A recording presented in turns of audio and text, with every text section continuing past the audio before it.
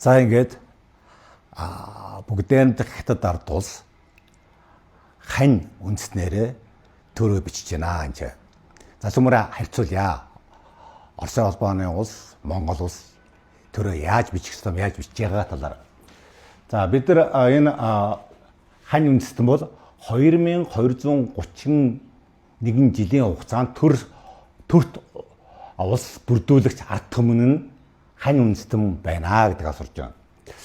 Яагаад бид нар хань улсаас хань төрөөс онтоолоо авсан бэ гэхээр бол одоо урдлынхын Цэншин ухааны чин буюу Жов энэ дээр бол малач хутны төр байсан гэдэг үндэслэл дунд орны судлаачдын дундаас байдгийн ийм юу гэдгийг гэхдээ дунд орных нь бол өөрснийхөө төвхийг бол яхааргүй бид нар хань төрөөс үүсэлтэй хань үндэстэн гэж гарсан учраас энэ төрт улсынхын түүх нь бол 2231 жилээ гэж бид тавьсан шүү.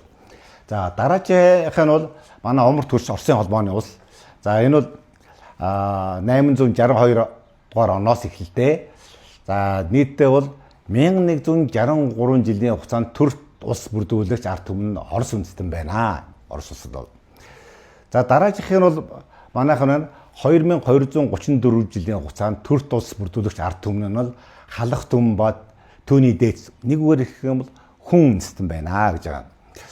Энэ төрт улс бүрдүүлэгч үндэстэн гэдэг нь юугаар ялгарч байгаа юм бэ гэхээр бол энэ бол төр болгонд бол бүхий л салбартанд тэргүүлэгч тухайн үндэстний түүх, хэл, соёл, үсэг, бичиг, эдийн засаг бол дандаа давамгаалж яадаг. Төр нь ямар ч байлаа ч гэсэн тэр үндсэн ард түмнийхэн соёл байнга давамгаалж байдаг юм энэ. За тэгээд Сэргэлэн International Expedition-ы хамт олон юу хийж вэ гэхэд бол энэ зэслэгт бол манай түүхийг Зөвлөлт холбоот улсын шинжлэх ухааны академик түүхчид бичиж өгсөн.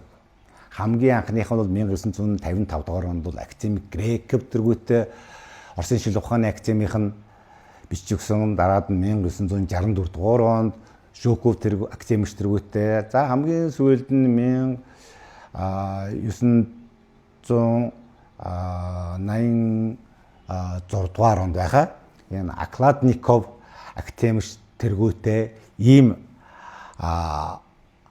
харийн судлаачид харийн эрдэнэтэд бичиж өгсөн юм аа. Тэд юу биднүүдээс нуусан юм уу?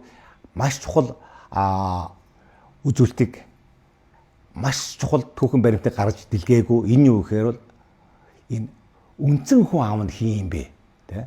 Сэргэлэн International Expedition-ы хамт олон бол их сурвалж судлаад энэ хүн үндэстний хойчос халах түмэн Монгол улсын хүн амын 83.8%-ийг бүрдүүлж халах түмний түүхээр түүх бичдэг юм байна. Халах түмний түүх бол манай түүхийн гэнжин шугам юм байна. Ингэж түүхээс Сэргэлэн International бичдэг юм байна гэдгийг та бүхэндээ хүргэж байгаамаа.